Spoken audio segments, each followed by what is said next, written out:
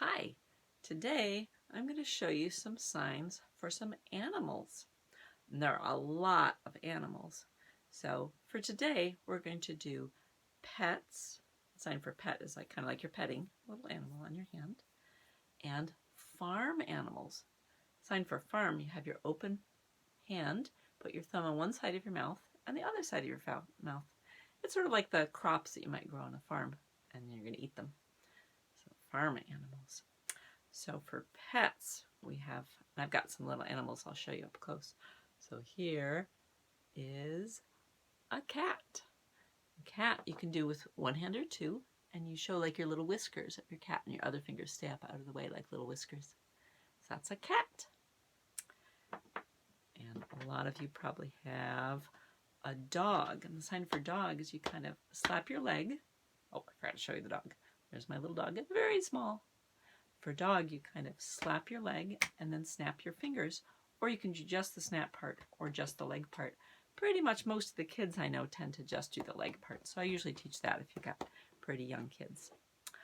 We also have, some people have pet birds. Here's a bird. You just do like a little, make like a little beak with your two fingers for bird.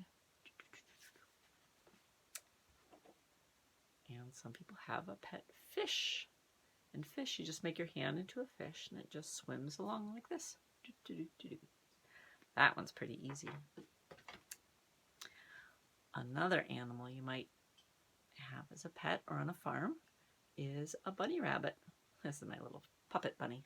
So you make two fingers. It's like the ears of the bunny. It's sort of like you're holding it and it's kind of wiggling its ears like that. That's bunny or rabbit, which are two words for the same thing. And another animal some people have as a pet, or you might see outside, is a mouse. A mouse has a little cute nose, so you kind of do your finger like this to show its little nose. That's a mouse.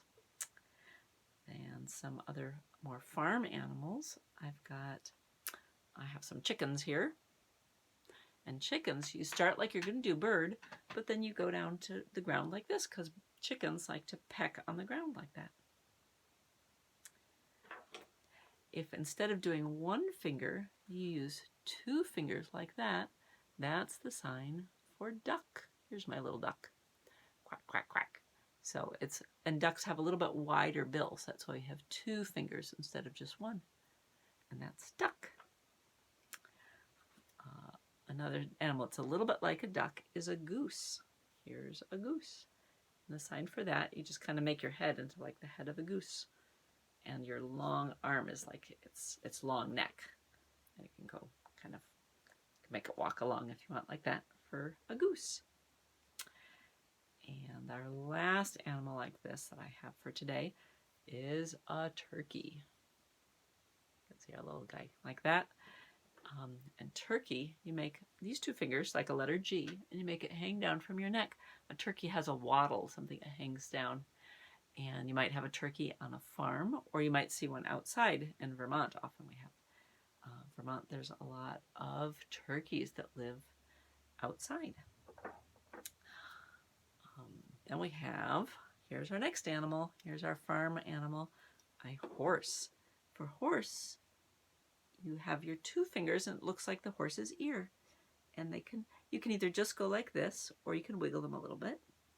When adults make these signs when they're talking to other adults, they usually just do one hand. Kids usually like to make two, and if I'm working with kids, I like to do two because it's kind of more fun and more big. And kids usually like that. So that's a horse with the two fingers like this. Then instead of two fingers, remember how with the bird we made it extra wide to be the duck bill? Same thing for a horse, has kind of little ears like this, and a donkey has big ears like this. Here's our donkey. See his big ears. So, and this sign is used for donkey or for mule. And I'll just mention at this point that you might say like, well, their ears are really on their head like this. Shouldn't it be like this or like this? And that's true, that would look more like their ears, but it's kind of hard to do for your shoulders. So we have it, the thumb is just a way of making it more comfortable to make the sign. So that's why the sign is made that way. And here we have a cow. cow is done this way. So it's very similar to horse, but for horse, we're showing the ears. For cow, we're showing the horns. And you're pinking your thumb together, kind of make a curve, because a lot of cows have horns. Some do, some don't, but for the sign, we make a horn like this. And you don't wiggle them because cows can't wiggle their horns. They just hold them straight. But you can move your head around. If you're doing Old Macdonald, for example, you could do like the moo. You could say a moo moo here and a moo moo there. Here a moo, there a moo, everywhere a moo moo. So you can kind of show that a bunch of different cows all saying moo in different places. Then we have this animal is a pig. And pig, you notice most of these animals kind of looked like the animals, but pig is on the bottom of your chin. It doesn't really look anything like a pig. There's nothing about its little nose or tail or something. So your whole hand flaps like this. Some of you might know that this is the sign for dirty, and they're obviously kind of related because pigs like to go in the mud to cool off when they get very dirty. But when the fingers go all separately, that means dirty. When they go together, that means pig. So you have to my way of remembering that is this is all the separate flecks of dirt, all separate, and this is the pig with like its big pudgy chin hanging down. Then we have a goat, and there's two ways of signing goat.